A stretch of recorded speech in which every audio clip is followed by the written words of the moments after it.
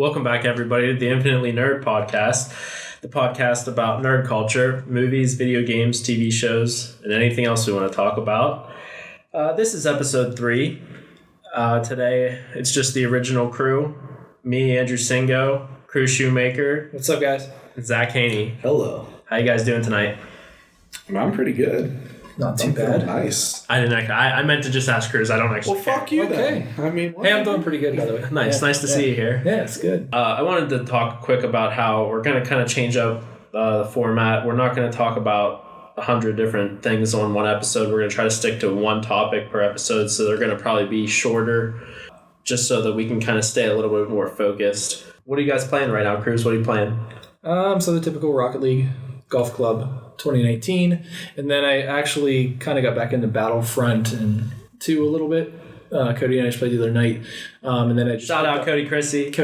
I told him he has to come on. He's my best friend. Right. He doesn't have a problem with you. Don't let him. We're really close.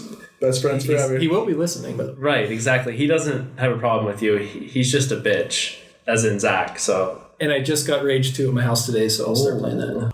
Zach, what are you playing? Oh, some Rocket League. Wow. Big surprise. Got back into Apex, playing that a little bit more just because I missed the shooter. I wish I had the soundbite of you last week saying that game was done. So I mean, it is done, but so's Heroes, and I play that every once in a while. That's true. Let's say Rocket League has been actually done and kind of got resurrected. You're welcome. Yeah. It's all me. It's because I started playing again. Like, it is getting more popular again. Finished Borderlands 1 and started Borderlands 2 again, so I'm enjoying that right now. Andy, what are you playing? Oh, thanks for asking. I'm currently playing, we just finished Borderlands, Zach and I. Zach's first ever platinum trophy. I'm real excited about it. You still got it, though. I do. I have. Yes. Thank you. My 10th. It's my 10th platinum. Jeez. Look at this guy pulling his... That's not very many. Whipping it out. That's not very many.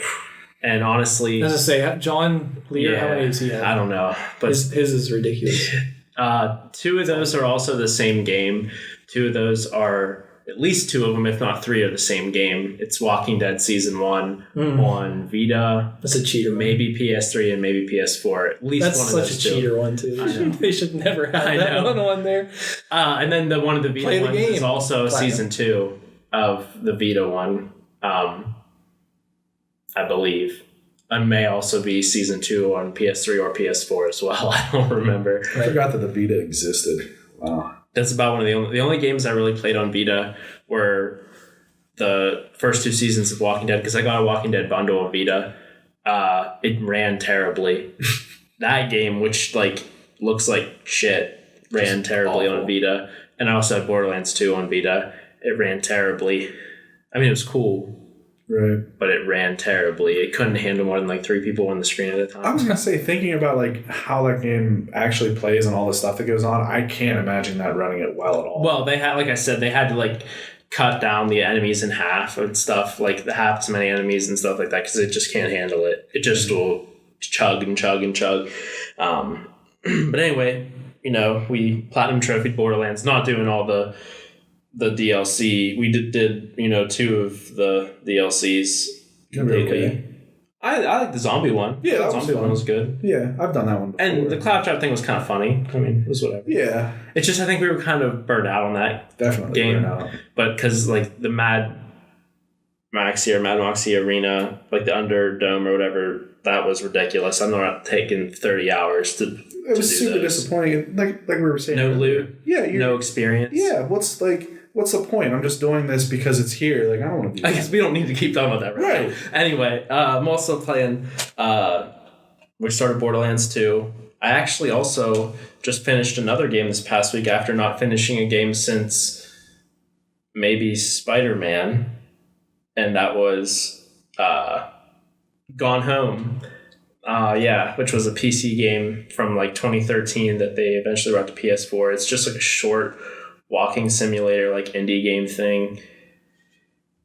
You walk through this empty house that your family lived in. Everyone's gone. You don't know why. And I thought it was gonna be kind of like a horror game, It is nothing of the sort. No. It's like a kind of honestly a lame story in the end. Like, it's fine. The game's fine. Indie games, they probably can't. They're not going to put a lot into. Well, I thought it was just going to be like everything you pick up's like there's like audio clips or audio tapes or something, and I thought that was going to be going to be like scary or something because certain things happen, and I thought I got a vibe that it was going to be scary. And there was an option, a modifier at the beginning of the game that you can have all the lights on in the house from the start instead of them all being off. And I'm like, oh, so like it could be scary, but it's not. I mean, it's fine. I mean, it's an okay game. It's like a 6.5 game that you can just take. You can actually beat it in a minute. There's a trophy to beat the whole game in under a minute, which it's glitchy and it doesn't work right because I tried it, and it, from everyone I saw, says that you have to do it like 30 times sometimes to get it to go right. Wow. But I did it in like 2 hours. I guess that's it for right now. Well, for as far as for what I'm playing. Oh, MLB The Show. I've been playing that as well. Might get... Yeah, I don't know if I'm going to even name Rocket League and golf. Right. In the next... I mean, that's just... down the road anymore because it's just a given. It's pretty much just... I'm going to continue to play. Although I would like, at some point, I do want to do an episode on Rocket League. Talk about like the impact of that game on like esports and just how it rose from being just like this little PlayStation Plus free game. Well, we could even go back to the super acrobatic right, the rocket game, power, which whatever I never played. But. Game that nobody knew existed, and then turned into Rocket League. Where they are today. Yeah. And the only reason I knew about it is I just saw PlayStation's free game of the month, and I was like, well, that looks interesting. I'll download it and give it a shot, and the next thing you know, it was like, man, we don't get nearly as good free games anymore as we did back then. No. And there's way more games. Right. Now we get like 2 indie games or something. They usually save it for like their older PlayStation exclusive, like they'll throw Bloodborne or... That was a brand new game. It Ratchet came out. And Clank or something. It came out, which I bought Ratchet and Clank at with the first day it was out, which was $40, which is a good idea for it's great. Like a reboot type game. Game is amazing, by the way. Yes. But Rocket League came out as a free it was PlayStation Plus game at release. Yeah, right. But I mean, it's smart on their part, you know. No, actually, I was surprised more games haven't taken that route. Right. To start, like, hey, first month's free. If you don't get it within this first month, you're going to have to pay then the retail. Because I like me right away, like, yeah, I got it. Sweet, I got it. And then more people, you start telling people then, like, that's how you get word of mouth that, hey, dude, there's this really cool game. Whether you play it or not, you should get it anyway. It's going to be free this month. Yeah, absolutely. And then, like, that is a super smart way. Well, I'm sure, like I said, I'm sure we'll do an episode on Rocket League. It's a pretty influential game to all of us, especially in this generation. So today I wanted to talk about, since Zach and I just finished it, the original Borderlands. We just played the Game of the Year edition that they remastered for PS4. It's kind of the original looter shooter. Things in the vein today, things like Destiny. How do you think this game holds up? Maybe you can't speak to as much, Kruz, especially if you didn't play the... Well, I will speak on the graphic part of it from watching you guys. Like, it looked like a PS4 game when you first walk in the room and look at it. Like, they did a really good job on the... Even though those graphics, like, they don't look great. No, I'm not saying... Right. Like... You can still tell it's an older game, but I'm saying like they definitely did a good job of upgrading it. Like when I'd walk in right away and turn and look at the screen, like, oh shit, yeah, it is an older game. But like it took a second. They did a really good job on the graphics though. Right, just the cel shaded graphics in general hold up, and I think it's because of those. You look at a game like Crysis when it came out, and it's visually amazing, you know. But if you have let's say like a shitty machine trying to run it, it looks like garbage. You can run this game on pretty much anything, and the cel-shaded graphics are going to look the same whether you're on Vita or... I will tell you, no, it looked terrible on Vita. You know it. It like couldn't load textures. Right. Oh, that's awful. Yeah. That's pretty awful. Half the time. I will say that Borderlands 2 looks a lot better than this game. I agree. And now I don't know if that's just because of that texture pack, especially because I just have a regular PlayStation 4, not a Pro. Borderlands 2 definitely looks a lot better. More polished. But Borderlands looks fine, especially for being a game that is almost 10 years old. Yeah. It came out in, 2009? 2009. Jeez. And, so we do kind of agree that the graphics, even though they're that old, they hold up today. I mean, to be fair, if we took another game from 2009, which I would say, let's go with like a Call of Duty, it'd be either Modern Warfare 2 or Black Ops. I mean, they wouldn't hold up as well today. No, that's cell shaded graphics. It like takes away from what you're expecting the graphics to look like, which can hamper, I think, with Borderlands 3 coming out. It doesn't really look that great. Is it going to feel like an older game? Right. Visually. See, I think it's going to be fine just because I see how much of a difference going from Borderlands 1 to 2, and it's night and day. Right, it really is. Night and day. And I can't imagine going from Borderlands 2 to 3, especially on a PlayStation 4, that it's going to be... I'm interested to see when we go from 2 to pre-sequel, if there's going to be any difference.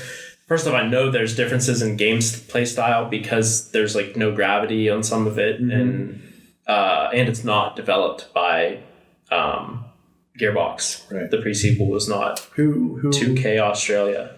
I mean, whatever. Right. When people were butthurt about that. How do you think that game compares to today's like shared world shooters? Now, keep in mind, we're not giving it a fair shake because it is not like MMO or really a shared world shooter. It is a co-op looter shooter. It's pretty much Diablo as a shooter. Yeah. I would say it compares to Diablo decently well. Now, Diablo, especially because we've had Diablo 3, which is a more recent game than this, and they constantly do events. So it's not fair to say like the content.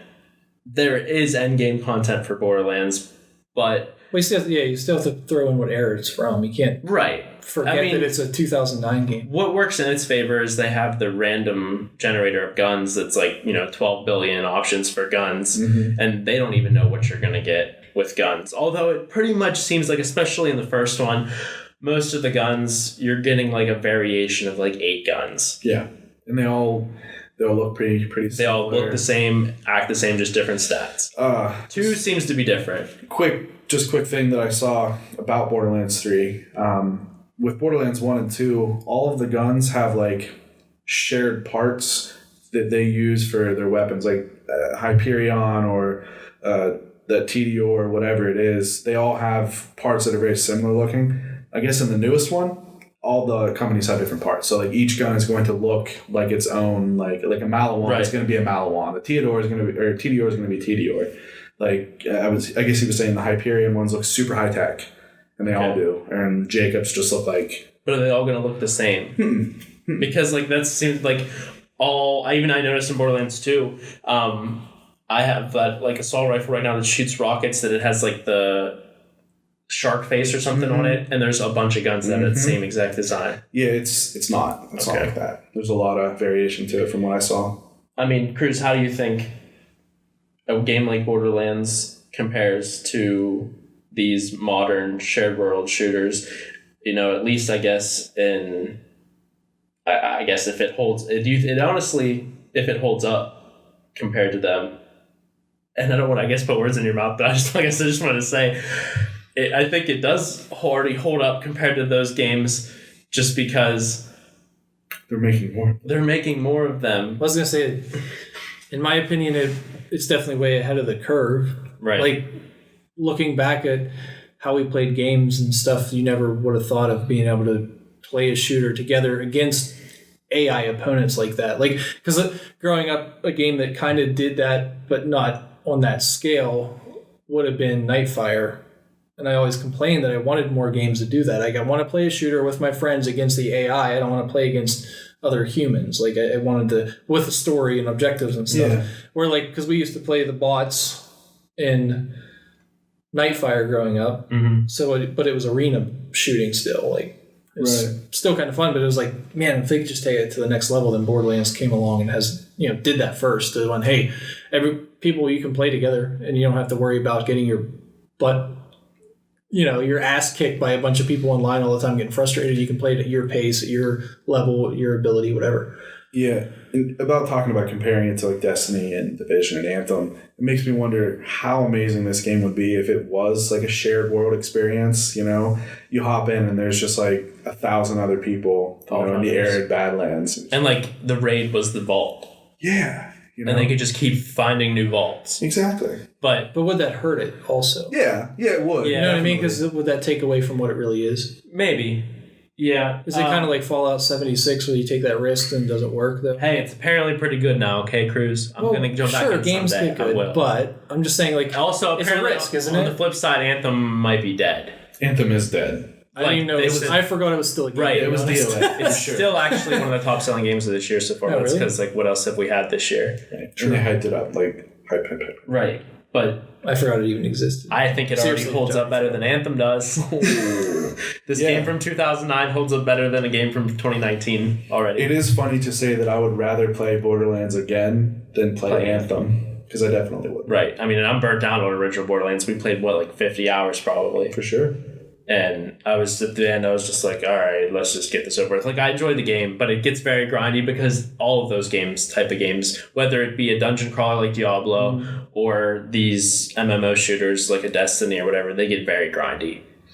So that's what's nice about Borderlands is the whole thing is a story. Like, that's really what you're playing is a story. Destiny, like, yeah, it's a story, but realistically, you just go shoot the monsters, pick the thing up we told you to pick up, come back, don't read any of it, go back and shoot the monsters again. Well, to say every single video game is repetitive. Yeah. You know what I mean? Like Rocket League, I'm doing the same thing every time I play. That's not true. Rocket League's not repetitive at all. But no, to be honest though, but is it repetitive in a good way or is it repetitive in a bad way? Where, yeah, Destiny was repetitive in a bad way where, hey, we're going to go, guys, and shoot 100 things that come popping out of the spawn point here, and they're going to drop a bunch of loot here, and then we'll go collect all the loot, run back and do it again. Run back and do it again. Yeah, you remember when you killed all those monsters before? Kill these monsters that have, like, weird ears that look exactly the same. Right, I was noticing that, how, we gave Destiny shit, or Bungie shit, for whenever all their DLC, or like, what even with Destiny 2, it was just like a reskin of all the enemies. Mm-hmm. Borderlands did that as well,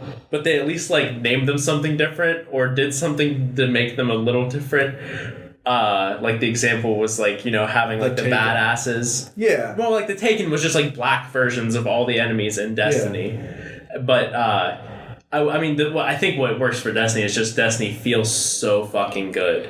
It does. I mean, it's Activision. Like they had Bungie. They had all the people that work on Halo and Call of Duty work on the shooting for that game and make sure it was fucking perfect. Right. So everything else could suck. Yeah. Like, it feels amazing, but everything else sucks. Yeah. Right. And Borderlands I would say Borderlands has the best story out of all those games. Like, do you have any idea what happened in the Division? Like, what really was like... Yeah, I read everything. But I really did. Are we talking Division 2? Yeah. Yeah, I know what happens. Do you think it's a really good story? No, it's awful. But I know what happens. Okay. All right. I read the stuff and I listened to all like the audio things. Right. Like, I know how it happened and like why the story is piss poor. It's awful, but like that's not what it's about. It's about finding solutions. Borderlands even at least has some story. Well, that's what I like about it. You're playing. It's funny. Of course, yeah. The humor is definitely like kind of like dry and the only game I think comes close to its humor, not to cut you off, sorry, is like South Park. The South Park games, like they're very funny. Sure. Right. But I was gonna say when we played Division though, Division does do a good job. Division 2, I should say, does a good job of keeping each mission though a little bit different and having like we were on that one where you had to climb from the bottom of the parking garage up to the top there, like spiral up. Yeah. That was like really different than anything else you do in the game. Cool. It was super fun. Like that was awesome. You finally got to the top, and then once you got to the top, they switched, and the people started coming from the bottom, chasing up after you. Like, and then there's the one like you guys said before. I think when we talked about when we were playing it, they had the one in the museum or whatever, where like they had the different set pieces, and there's the air and space museum. You go into the ball. Like I remember being like that game does a cool job, and I know Borderlands, from what I've played of them, does a similar thing. It keeps it different. It's the same, but it does keep it different. The only problem with that set pieces with the Division in that regard is all that stuff is super cool until you've done like each of those things like 10 or 15 times. Sure. The way that works is you get like so far, and then you go World Tier 1, and you just start over and you just do everything again. And then you do World Tier 2 and 3 and 4 and 5, and it's just pretty much all the same stuff. Kind of like Destiny did, where you're going back to the same place on just a higher difficulty. Right. Okay, that's fine. Which we did that in Borderlands with the second playthrough, but... What would be a way to change that, though? You know what I mean? Is it kind of like using AI and having artificially generated worlds infinitely where they can just like procedurally generated? Well, I was gonna say the procedurally generated like even enemy spawns and different enemies at the location. So like stuff like that, I think would be because Resident Evil. What are the ones that were on the DS and then they ported up? Oh, Revelations. Revelations 1, when you played on the next harder difficulty, they changed the enemy locations and enemy spawns. That's cool. So each time you played through the game on the different difficulty levels, it changed for you each time. Which I thought that was pretty cool. Yeah, it's like in Borderlands 1, and like the very first place you go, there's people right around the corner to the right that are just always there, no matter like how many every time. Yeah. And you know, like those skags are always going to be right there outside the gate too. Every time. Yeah. I guess that would.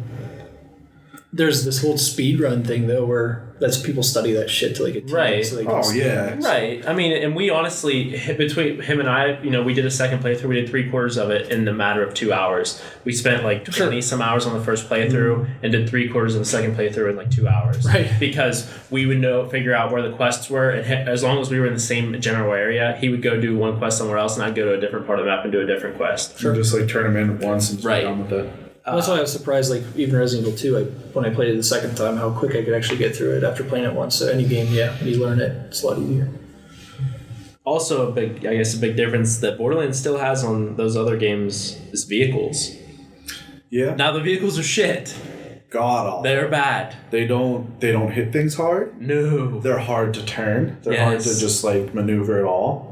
And you pretty much die if you run in it like over anything that's high level. Especially like second playthrough, you just die if you run into anything. In first playthrough, it kills anything it touches. Yeah, as far as like running it over. Part of it. But you have a rocket launcher and it does like no damage. Yeah, I literally can hop out of the thing, shoot another vehicle with my pistol, and blow it up faster than the rocket launcher on the front. And it wouldn't be close. Like now, did the vehicles get better as the game was? Well, they added those other vehicles in the General Knox's. The Secret Army of General Knox. Yeah, because that's like a vehicle DLC. Right. It's just all driving, which is probably one negative of it. It's terrible. But in Borderlands 2, did the vehicles get We didn't better, actually get that far. I don't remember. I know this question, but no, we didn't get that far. Right. I mean, do you want me to... Sure. Yeah, go ahead. I plan on talking about Borderlands 2 as well. No, I'm not trying to ruin Borderlands 2. I'm just saying comparison, do they get better in the series? Though? There's a lot more customization options, like in Borderlands 2. There's different skins for the vehicles. Gotcha. I think there's just more vehicles in general, too. Maybe. I do know that the two vehicle choices in the base game in Borderlands 1 do not run well. But then the DLC ones... They might run that racer is a lot faster, and that other one's probably hits a lot harder. Yeah. But, I guess it's a DLC, though. And then you can't use it in the regular game. It's like steering a cardboard box on a skateboard in reverse. Like, that's how it drives.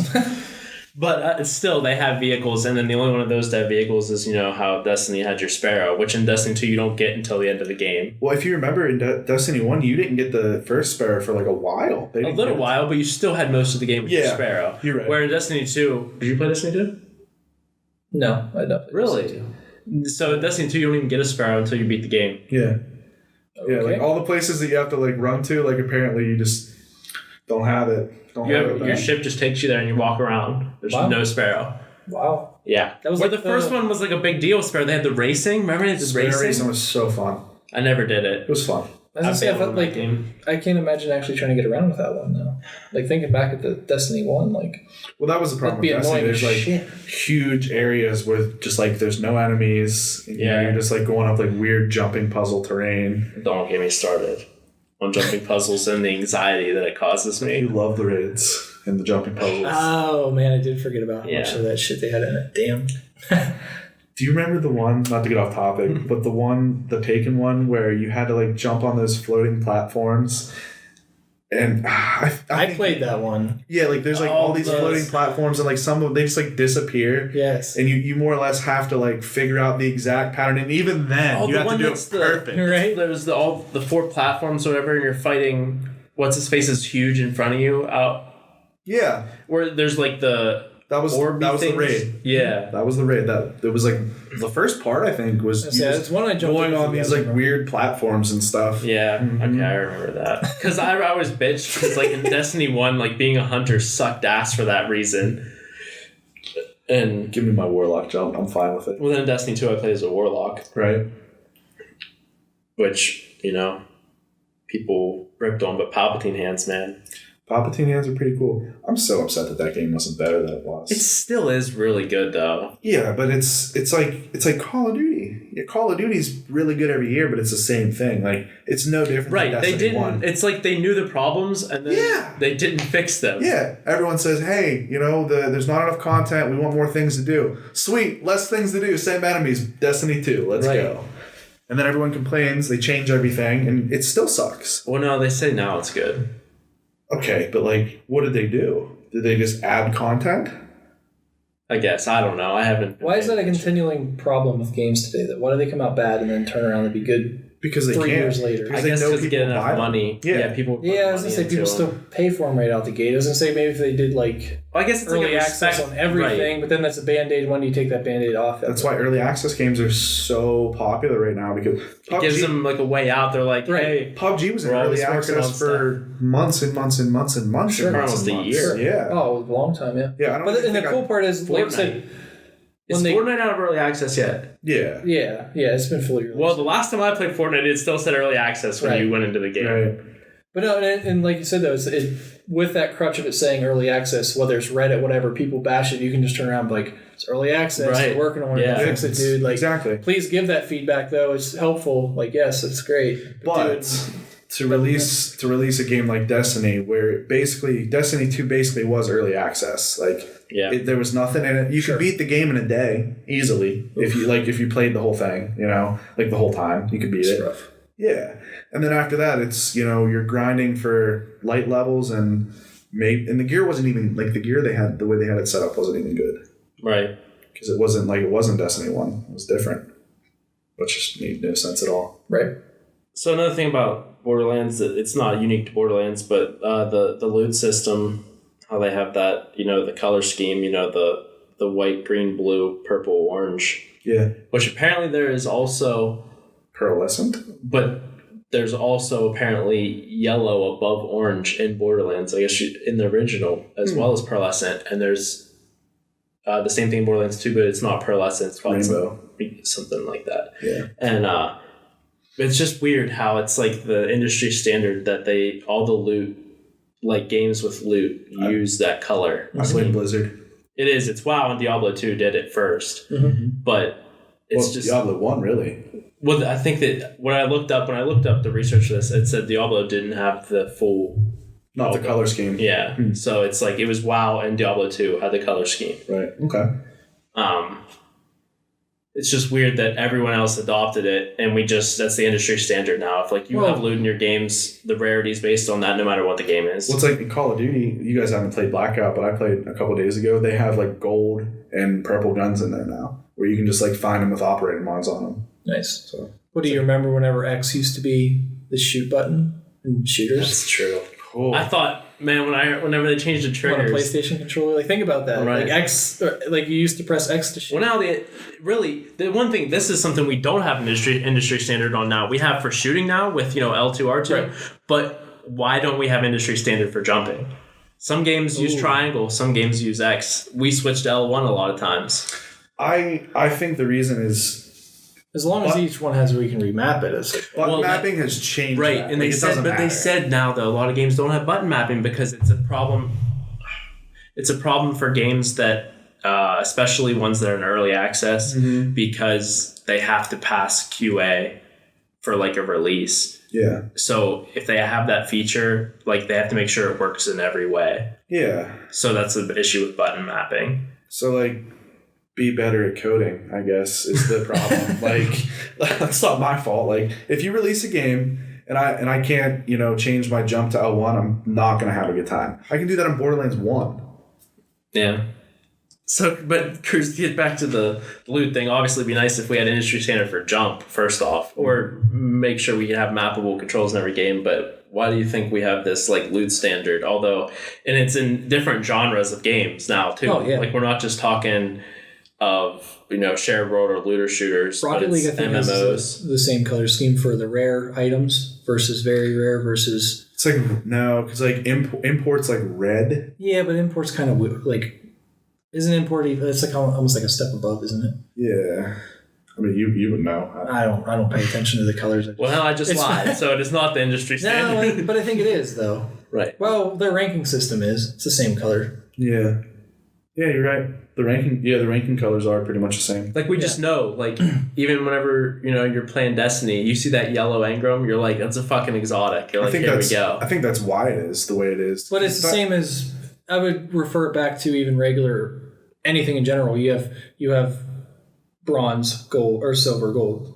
You know what I mean? Like, in real life reward system, they've made it where I got third place, I got bronze. I got second place, I got silver. I got first place, I got gold. That became just the standard. That didn't have to be the standard. Right. You know what I mean? But it became the standard. So I think it's just the same here where someone went, their loot system says purples. That's a random, that's like a random color scheme though. Well, if I was playing Destiny and like something dropped and it was like, you unlock brown engram, I'd be like, I don't fucking want that brown ass engram. Like, I want a gold engram. But like, you think they could have went like, if for an order, they could have went like colors of the rainbow as an order. No, you can't do that. It's offensive. No comment. I didn't mean it in any sort of... It doesn't matter. It doesn't matter. I'm offended that you just said the rainbow. Yeah, right. How dare you. Yeah. We could have went Would You Bib instead we go... Skittles? Would You Bib. Right, we could have went... Were they Skittles? Taste the rainbow. Taste the loot scheme. We could, instead we went white, green, blue, purple, orange, / yellow. That's just what it's going to be forever. It pretty much is. Like, we can't ever change now. No. What else are they going to do? Like, come out and be like, hey, we got to do loot color scheme. How many? It's numbered 1, 2, 3, 4, 5. Fuck you. To be fair, there's not a whole lot of different colors you could choose, right? Yeah, there's only like 5 colors. There's a lot of different variations of colors. Right. But whenever this is light blue, this is dark blue, this is... Well, that's probably why if I got like a gold engram and then I unlocked a light gold engram, what the fuck is it? Is it which is which? When I looked up in the research thing, it says Borderlands has an orange and a yellow, and I'm like, what? The fuck it does. I've never seen a yellow item. No, I don't think I have either. I've seen like a bunch of orange ones. Right. I've never seen the pearlescent though either. No. And we played a lot of that game. How much of that... I couldn't play that game enough to... Get a pearlescent. No, and after that point, why would you even want it? Which I feel like your only way to get it is by beating Kromarax, the raid boss at the end of the DLC. Piece of shit. That's the only one I actually wanted to do. Right. Was kill Krod. It's the only thing I wanted to do. Yeah, we definitely would have needed John. I would have cheated somehow. He said you have to be a siren to do that. Cheat somehow, I guess. So, to go into that, the game already has more classes to play than I think those other like shooters, or at least comparable amount with, you have your siren who can turn invisible. Mm-hmm. You have your hunter with his fucking stupid ass bloodwing bird that's terrible. Yeah, it fucking sucks. Don't ever use it. You have the soldier with the turret, which is probably the most useful of the original game's skills because it can heal you, it can give you ammo, it can give you cover, plus it can shoot things, and it can shoot rockets. And it takes aggro, which is nice too. Like things will attack it instead of you. Right, and then there was Berserker? Berserker, he can just punch things. He just punches stuff. Which was cool. His fists are as powerful as any gun, so it says. Right. I mean, that was cool and everything, but I just feel like the soldier was the best character. As far as for skill, although, like, you had a pretty nice build for pistols. Oh, dude. I didn't ever have a good build for my soldier. That's the only reason I went with him is because, like, I just, like any game you play, you see a build and you're like, oh, I'm going to do that. Like, I just went with that. Also, that game has a better skill tree than any of those other games as well. Well, can we even say that Destiny has a skill tree? It doesn't really, so... The Division does, but there's 8 skills. Right. Really. And you can just get all of them. Yeah, you can just have them all. Right. And where every class has a completely different skill tree, and you can focus points into one side of it or another. You could literally put 0 points into one of the 3 branches. And even with Borderlands 3, like, they're going even farther with the customization because you can change all your skills. If let's say you're a siren, but you don't want that siren skill, you can be like, no, I want the fucking turret thing instead. I don't like that. But what I'm saying is you can customize your character however you want. Right. Sure. It's not just the soldier. Isn't it kind of weird how another game that had a really good upgrade system was Ratchet and Clank, and it was like you wouldn't think that game having really a good one, But that game had a really good upgrade system. Yeah. So yeah, Borderlands is probably the same. Also, thing. the game You don't expect it to have too.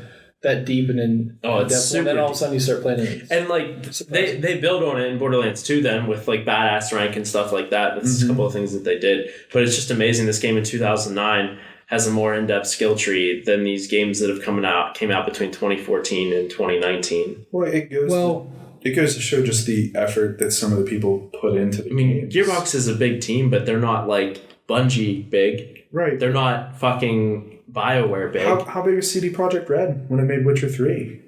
Yeah, but they only work on one game and it took them like 5 years.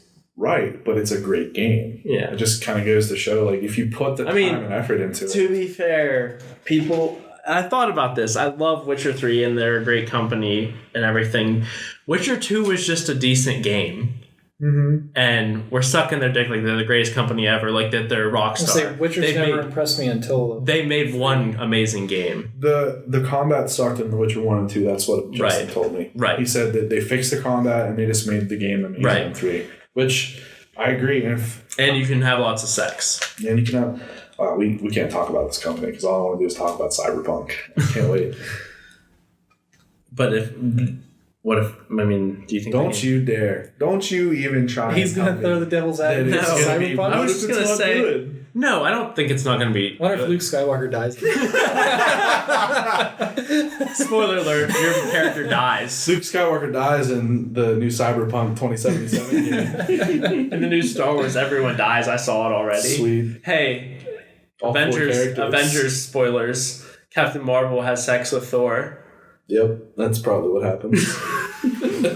Fat Thor? Just kidding. But I feel like Captain Marvel's probably a lesbian, so I don't think so. That's offensive. Probably is. I don't know what merits that, but all right. We'll talk about this off mic sometime. Yep, that's probably a better idea. So anyway, I want to talk about some of the insane amount of pop culture references that are in Borderlands that I didn't even realize. I picked up on some of them and I was like, wow, because I know I said to you about a few things that I picked up on, but there's 2 Lord of the Rings references in Borderlands. There's that spider you have to fight, Shelob, is literally a direct ripoff of Shelob the spider from the 2 Towers. Mm-hmm. Nice. And also in the zombie DLC, whenever you go to TK and he wants brains, he has the mission for the brains, and he's saying about all the different kinds, and he says boil them, mash them, stick them in a stew. Yeah. That's Sam's line about potatoes from Lord of the Rings. That's pretty cool. I really could go for some taters right now for Mr. Frodo. Boil them, mash them, stick them in a stew. Zach, did you notice on Blake's Discord it's all Lord of the Rings stuff? I didn't. Okay, so like I'm in the Fellowship and there's all this, like, if you look at the things, because they always do the potatoes thing. Oh, really? They do it all the time in there. In that Discord they talk. That's kind of cool. Yeah, that's cool. I like Lord of the Rings. I love Lord of the Rings, so no, I'm that's a big great. Lord of the Rings fan. So, well, we can talk about that another time. Right. But anyway. The one trophy is Lonely Island reference. Whenever you have to run down to that boat on Treacher's or Treacher's Cove or whatever, or Treacher's Island, it's like the trophies I'm on a boat. And, it's kind of interesting. There's 2 BioShock references, which... When did that song come out? It had to be around like that that time. year. Around that time. It had to be. That's incredible. It's around that time. It had to be either like... Yeah, it's probably 2008. Right, I was going to say that. Because I would have been going to college then when that song was... But keep in mind so I'd have been... PlayStation 1, that game may have not initially had trophies. So, although on 360 it would have had achievements, so that shouldn't have mattered. There's 2 BioShock references. I didn't realize the first one was a reference until I looked it up and it said it was, like, right away early in the game, like I told you about the angel, as she's called, the person who talks to you. Whenever Claptrap gets knocked out right at the beginning of the game, when you're at the gates of Firestone, and she says, "Would you kindly help this robot?" And I thought, that's BioShock. And I thought, I'm just thinking that, because I just think that when people say, "Would you kindly?" And no, it's supposed to be that. And then the speech that Claptrap's giving in the new Claptrap Revolution DLC, where he says about, is the Claptrap not entitled to the oil of his brow or something like that? And that's a speech Andrew Ryan gives in Bioshock, which it's just funny to me that they threw that in there. Like they're just paying all these homages to stuff from movies, games, music. I really need to play Bioshock. Yeah, you do. That's one we need to do as well together and like react to it together. There's like references to Queen songs. There's a reference to Arrested Development, or somewhere in it they say there's always money in the newsstand. In comparison to there's always money in the banana stand. That's only said like 1,000 times in that show. Yeah, there's always money in the banana stand. He's like, no, really, like there's always money in the banana stand. There's Back to the Future reference. That might have been in the one DLC. About 1.21 gigawatts, whatever. In the Claptrap DLC, a lot of the Claptrap warriors say exterminate, which is from the Daleks from Doctor Who.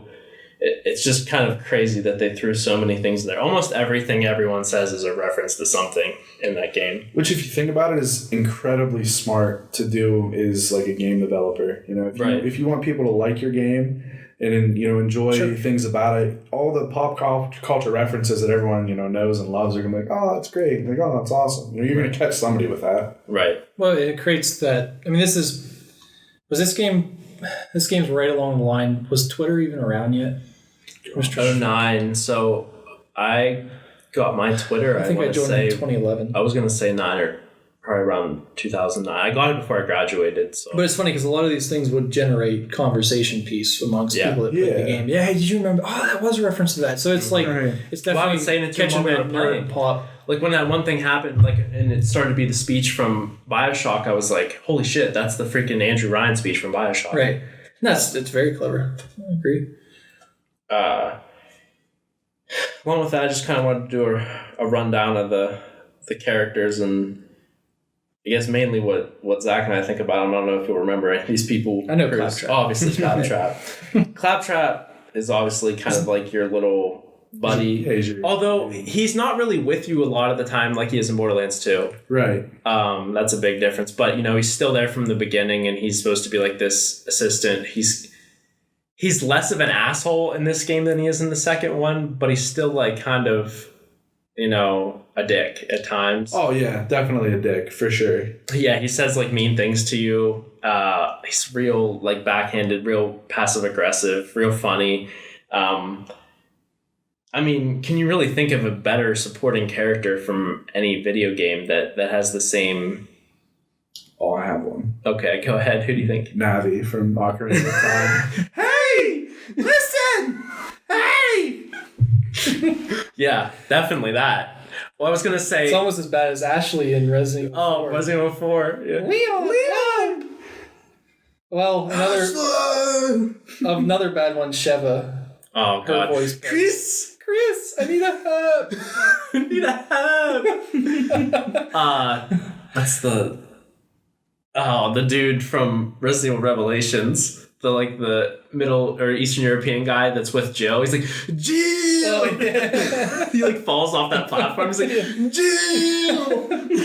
They always have terrible voice actors in those games. I think it's one of the lures of it, though. You can't It's cheesy. Because one of the best voice people from Resident Evil then is the Merchant, though. But there's no doubt about that. We could just talk about the Merchant. I've never even played the Resident Evil games, and I know who the Merchant is. Well, that's because you're friends with us.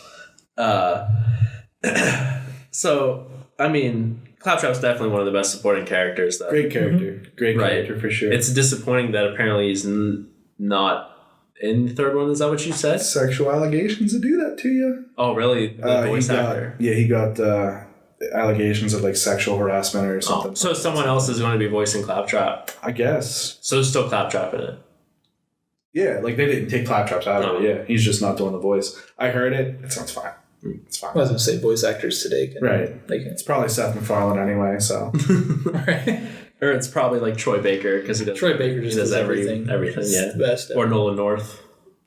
Yeah, they're both. They have a show. Yeah, they do the games. They play old games and incredible. Stuff. Yeah, right. I wish I was Troy Baker. Yeah. Nolan North looks just like Danny Osmond as well, kind of. Mm-hmm. But anyway, Mad is it Moxie or Maxie? Mad Moxie. Mad Moxie. I know Mad Moxie. I know that too. That's Scooter's mom. Yeah, she's a hoe bag for sure. She just makes really weird sexual comments all the time, especially if you're playing like in the Underdome. Mm-hmm. Talking about going in long, if you can last long enough for her and stuff like that. And yeah, she fits right in. Yeah. No. I mean, there's not a lot of women in the. When I say that, So there's no women enemies in the game outside of Commandant Steel. You can't shoot women. But a lot of your quest givers are women. She's the only female in Borderlands 1, I think, that's like sexualized at all. Like, That's true. Helena Pierce, no. No, she doesn't have emotions. No. Tannis is just fucking crazy. Yeah, she's nuts. The only other chick that you really hear from is Commandant Steel, and she's not really... She just wants to kill you. Yeah, right. So, along with Mad Moxie is Scooter, who provides vehicles. Get you one! This is where all the cars live! Get you one! It's just his voice alone. It's so hilarious. Every time I hear it, I'm just like, my God. What's he talk about killing... The one question to go kill, was it Lucky? Or go find Lucky or something like that? Was it Lucky was his name? Oh, was it Lucky? Or something like that. But he says, like, I'm going to kill him. Something about fucking his mom or something like that. Mr. Obama, mom's girly parts. Right. And then he did kill him. Right. He said, I told you I would. Yeah. Crazy Earl. I love has Crazy his own Earl. scrapyard. You literally can only see his, face. This much of his face the whole time. He's like, what you want? And when he finds out you have a vault key, he's like, don't you bring that here. Don't bring that anywhere near me. And he's actually supposed to be the equivalent of Master Roshi from Dragon Ball and Dragon Ball Z. He is crazy like Roshi. One of the either audio logs or one of the quests talk about interaction between him and Tannis, that essentially Patricia Tannis is like Bulma. Mm-hmm. And in Dragon Ball, Master Roshi is always trying to look at Bulma's panties or see her naked or something like that. It's weird, first off, how anime was like cool to do whatever they wanted in the 80s for children's anime. Very sexually explicit if you watched it now. Exactly. Like he uses this one technology where he shrinks himself so he can go in the toilet and try to watch the girls get in the shower or pee, and he gets flushed down the toilet by accident. So I think what you're telling me is that Dragon Ball Z is responsible for all the sexual problems. I mean, really, now. Yeah, I'd say. But anyway, yeah, they called him the Turtle Hermit. They called Crazy Earl the Turtle Hermit, and I guess Tannis gave him her panties at one point. Which sounds like something she would do. Yeah, so on to that. Patricia Tannis, you kind of hear her audio logs. She worked for the Doll Corporation, and you hear her character change throughout the game just in the audio logs. This is a game where audio logs are very important to the story, just like how BioShock is the same in that way. A lot of games, audio logs are like, this is fucking stupid. Like, Division. You're like, I don't care. Yeah, I don't care that the president took 3 shits on a Tuesday. Right. I don't care about that. Whatever. With this game, like, you kind of do listen to, because sometimes they're funny.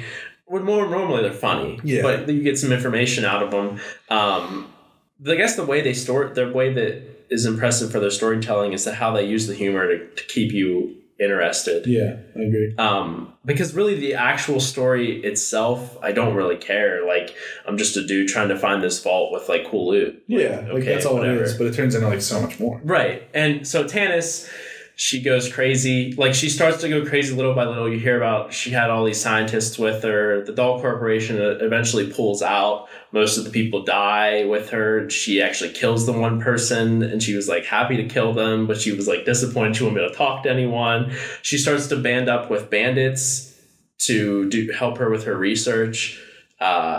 Towards the end of the game, I mean, she's just a fucking psycho at that point. Yeah, she slowly loses it over like the whole. She has no sanity anymore. By the end, she's nuts. Yeah, and then you get the vault key for her, all the pieces of the vault key, and spoilers.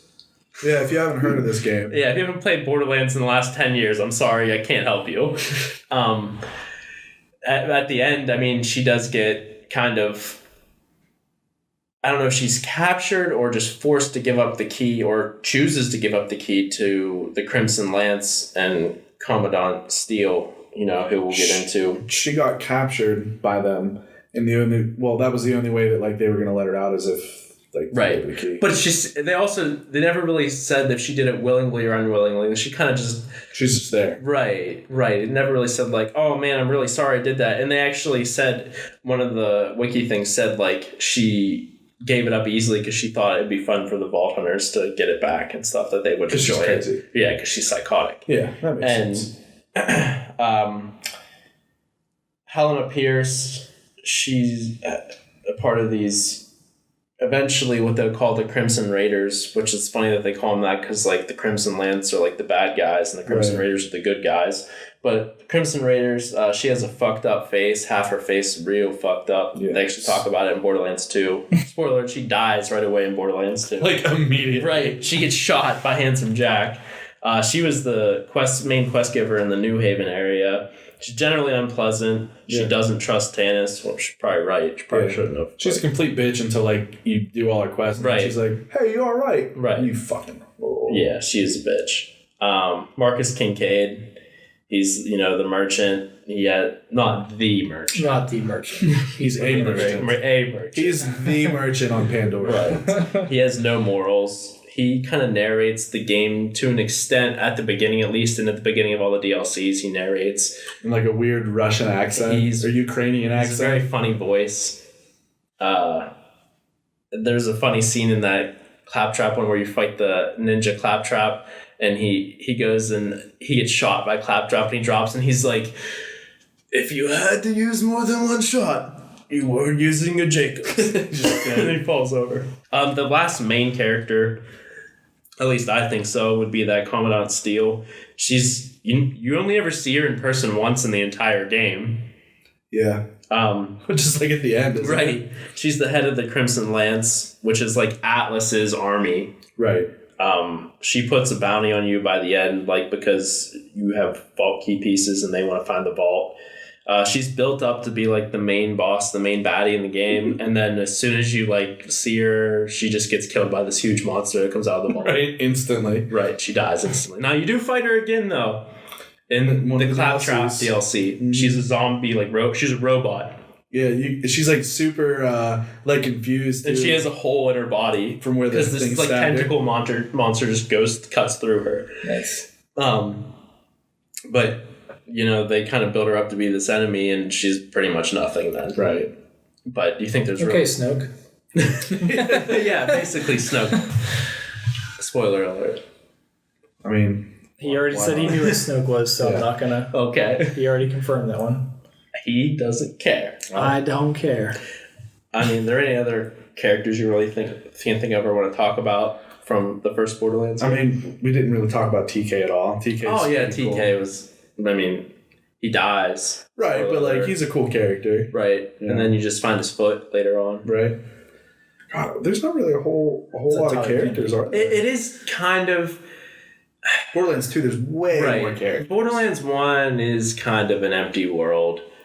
A lot of it, there's not a lot of people you actually interact with, and a lot of times there's like random quest givers that look the same, like that Shep Sanders looks exactly the same as the dude that runs the Circle of Death or whatever. Yeah. Honestly, it might just be the same person. Right. And like the person's name's Chuck Durden. Right. Yeah, that's right. Which is a reference to something. I don't remember what it is. Fight Club? Yes. Is it? Yep. Because of the author's name and the main character's name, it's them put together. Gotcha. Which that was kind of a cool thing, how they had the Circle of Death or whatever, Circle of Pain. But it'd probably be really stupid to make an entire DLC based on that, wouldn't it? You mean like they did? You mean like Mad Moxie's fucking Underdome? Well, at least we got experience from doing it in the regular game. Right. And like weapon drops and stuff. I just don't understand, like, whose idea was that? Who wanted that? Who wanted to play something for 30 hours? Do you think that's almost that kind of like in that time where we were playing we weren't playing them, but games like Gears of War with Horde mode, zombies from Call of Duty, and something like Left 4 Dead 2. Battle Royales. Oh, sorry. You just said never reward. Like Left 4 Dead, or like where you just have that endless, even though it's not endless. Yeah, I think so. I mean, originally that's what Fortnite was going to do too. Right. Wasn't that almost originally like any game, like older games used to play them just almost through hordes like that. Like, you know what I mean? Like just older NES games and stuff. You played them. There was no, you didn't get like better loot or anything. You just replayed it again. Right. So it's kind of old. It's kind of old school. If you give me sucks a game now like that, to look at it. Yeah, if you give me a game like that today that was just made and they're like, hey, here's this really cool game. Oh, all right, what do? You kill a bunch of monsters in this room. Sweet, then what? Then you do it again. well, then what happens? Then you do it again. Like, I don't want to play that. Right. So I guess to wrap up Borderlands, so if you had to give... we'll just, instead of giving it like a number score... giving it a fair shake based on its era, the original Borderlands, where do you put it in like a hierarchy with Destiny and Division at least? Because those are the two that we've played substantially instead of, Anthem we haven't really played. And generally it's thought to suck. In its day, 10 out of 10 game.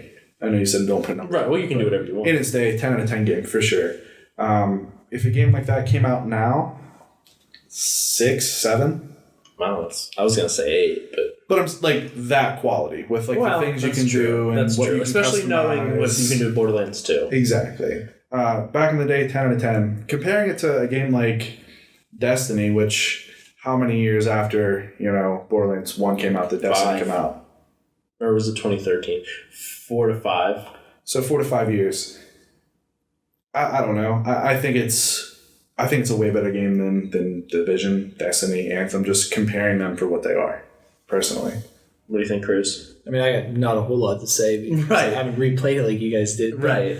I guess my question would be, I'm anxious to talk to you guys about how Rage 2 is because it's pretty comparable in like the type of world, obviously not Very graphically or anything. But so like my thing is with Rage 2, I want to come back and hopefully ask you guys like if it had multiplayer co-op and like a looting system, maybe is it actually then a better game or I was holding it back from getting better scores. Well, I was going to say the number one reason I'm not that interested in it is because like there's no replayability and loot in that regard. Like I just play this shooter game and that's it. Sure. It's just over. So that's what I'm wondering, is it something that, which is with it being open world, is it something that they can maybe implement? Right. I don't think they're going to do that though. I mean, if they do, great. No, I'm not saying like obviously right away, but maybe it's something that eventually gets. To be fair, I don't give games like that a fair shake anymore just because we live in this like living games as a service sort of deal now where it's like you can't just have a game, you can't have your cake and eat it too. Like you can't just make something because you want to. Like Red Dead Redemption, like we're like, okay, they broadly seen as an amazing game, but that wasn't enough. They had to have Red Dead Online, and it took a lot of shit for being shitty initially. Same thing with Grand Theft Auto 5. They're like, oh, this is an amazing game. Grand Theft Auto Online's terrible. Now Grand Theft Auto Online's like the greatest thing to ever happen in the history of the planet, or something like that. Have you heard of Fortnite? I mean, oh, I forgot that Fortnite as well. But I mean, that's the example of games as a service, especially because constant content, constant like satisfaction. I think that's why indie games are so popular right now, especially because if you're a company like EA and you make some like half-ass attempt at a game that it's for like a specific group of people for sure, like only these people are going to play it, you're going to get made fun of, right? Yeah. Like, people are going to shit on that game all day, Anthem.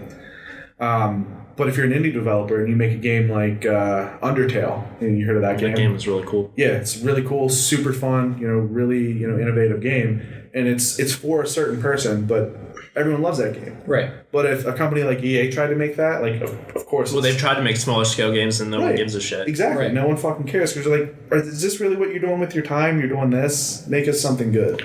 I mean, I should appreciate indie games more now than I do. That I'm more, like we've discussed before, not wanting to play like a 100-hour game anymore. Yeah. Like, although, to be fair, it is nice sometimes. By the way, I've also replaced I mean with to be fair tonight. Cool. Normally I run I mean every time I'm going to talk, but I'm running to be fair tonight. Cool. To be fair? Switching it up. I mean, that's fine. I would appreciate, literally, I would appreciate a game, I guess, that keeps me connected for 100 hours. a game like Rocket League, or like I play a lot of MLB, but so that content, spewed out is nice. I think you're looking for World of Warcraft? I don't want an addiction. Oh, I see. Okay. I'd prefer not to. Porn's his only addiction. Right. That makes sense. And that's Samantha. 100-hour a weeknight. And Samantha is my only other addiction. Fair enough. But it's just like, I don't know, like Rage 2, like I see it and I'm like, it does have hardcore Borderlands vibes. Like, obviously, it's hard to deny it. And I'm like, man. The biggest reason I'm giving it a go because I enjoyed Mad Max so much. If I want to enjoy Mad Max, I just don't want to, like, I'm in the Kruz Shoemaker boat where you never want to pay $60 for a game. I don't want to pay $60 for that game. Sure. Because I'm not. The only reason I did now is just because, I want something different to play now. That's anyway, true. So I understand. I sucked it up and did it, and I don't. And if we weren't starting into Borderlands 2 and have another whole Borderlands game to play yet, I'd probably be in it. But it's just like, well, the biggest thing, like I said, will they add? Will it become another game where they finally enough people are like, I like this game a lot, but I want to play it together? And if they maybe add something like that down the road, eventually that could be. I don't think Rage, saving grace. the first Rage, was popular enough. If it they built it up like it was gonna be. It was that game had hype. Yeah, I played the first Rage. Yeah, I did too. I played it and I was like, this is. I was like, where's the rest? Yeah. Like you play it and you're like, this is cool, but like, when does all the stuff start? And it was just like this kind of like narrow, boring game the whole time. Sure. Do you remember that game? I think it was also a Bethesda game, Brink. Yeah, I remember Brink. The same thing. God. Well, it was like really cool, and then you're like, but wait, it's just over. Like it just ends like. What was the PlayStation 4 game exclusive that lasted like 8 hours? 1860. What was that game called? Oh, Apex The Order. Legends. The Order. 1886. The Order. Yeah. That's the collector's edition statue right over there. Nice. That game. What you could beat it within 5 hours. I got the platinum trophy in 5 hours. Wow. To be fair, that game is basically a tech demo for the PS4. Still. I wish if everything you did in that game they could have taken and been like, here's 4 hours with each of these things, I'd be like, that game's fucking amazing. It's like, to me, it just looked like Deus Ex with like old timey guns.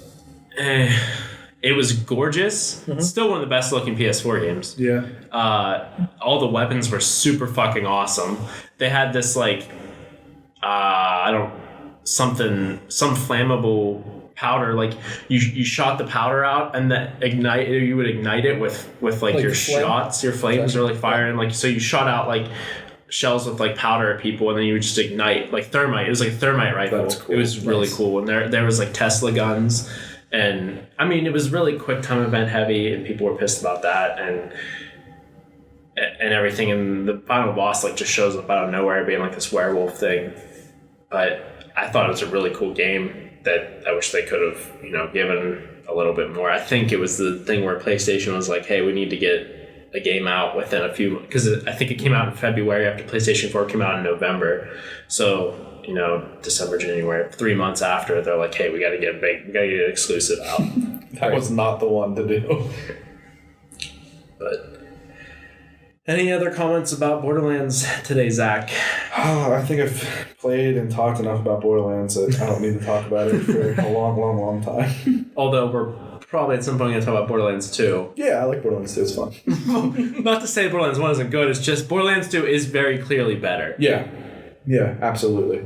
I'm interested in like actually getting guns again. Well, you'd hope the sequel would be better, right? Right. That doesn't always happen, though. No, I'm saying, but you hope in most cases that the second one's going to be better, right? So I'm just a little plans. So we'll probably plan on next week recording an episode about Game of Thrones. Might just be Zach and I doing that. But then we'll probably also, try to record talking about something else, maybe another game, depending on what we decide on. Sure. See the week goes. Yeah, definitely. But does anyone have anything else to say today? No, I think that's about it. I don't. So once again, this was episode 3 of Infinitely Nerd Podcast. As always, you can find us on Twitter at Infinitely Nerd Podcast, on Instagram at Infinitely Nerd Podcast. Yeah. And also on our Facebook page for Infinitely Nerd Podcast, as well as our YouTube page. Correct. Which is Infinitely Nerd. Infinitely Nerd. Yeah. Infinitely So Nerd Podcast, subscribe, like. We're available on as far as for podcast services, we're available on Google Play Music and the Apple Podcast / iTunes. These go up as soon as we get done editing them. I don't know when that'll happen, but we usually try to get out at least one a week. So, and they're coming soon to TikTok. So, yeah, they're going to come in 10-second sections to TikTok. I'm probably going to try to dig Vine out of the tech fucking cemetery and see if I can do it in Vine. Tech cemetery. But so that's all we have today, guys. We'll see you next time around. So from Kruz and Zach, they say goodbye. I'm not giving them the option to say goodbye. Goodbye. Oh. So, all right, guys. We'll see you next time around. Thanks for listening. Bye. Peace.